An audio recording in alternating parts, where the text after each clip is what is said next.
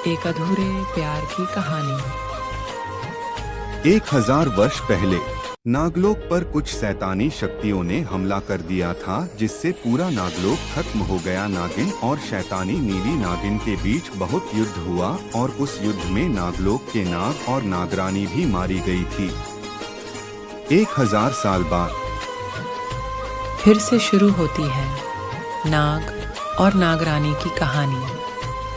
उस दिन पूर्णिमा की रात थी।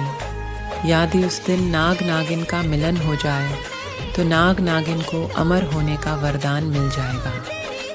यह दिन 1000 वर्ष में एक बार आता है। नागलोक खत्म होने के बाद नागरानी और नागराज का पृथ्वी पर दोबारा जन्म हुआ। नागरूपा नागिन के वहाँ नागरानी का जन्म हुआ और उनका नाम शक्ति रखा गया, और नागराज का जन्म एक इंसान के घर पर हुआ और उनका नाम शिवा रखा गया। कुछ साल बाद नाग और नागरानी शक्ति को अपने पिछले जन्म के बारे में सब कुछ पता चल जाता है, और उन लोगों को पूर्णिमा की रात का इंतजार था। और यह दिन 1000 साल में एक बार आता है। तो उस दिन नागराज अपनी नागरानी के आने का इंतजार कर रहे थे। तभी नागरानी आ जाती हैं। नाग नागिन भोलेनाथ बाबा को खुश करने के लिए नृत्य कर रहे होते हैं। तभी नागराज की नजर नागरानी पर पड़ती है और वो देखते हैं कि नागरानी का चेहरा बदल गया है। तब नागराज समझ जाते हैं कि वो मेरी नागरानी नहीं है, कोई बहरूपिया नागिन है। तब नागराज पूछते हैं, आप कौन हो? तो वो नागिन बताती है, मैं विषनगर की अलबेली नीली नागिन हूँ।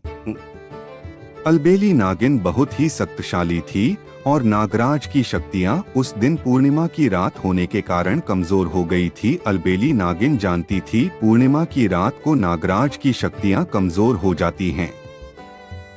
और नीली नागिन इसी का फायदा उठाकर वह नागरानी का रूप धारण करके नागराज के पास आती है, और वह नागराज पर वार करती, जिससे नागराज की मृत्यु हो जाती। नीली नागिन नागराज की नागमणि लेकर वहां से चली जाती है।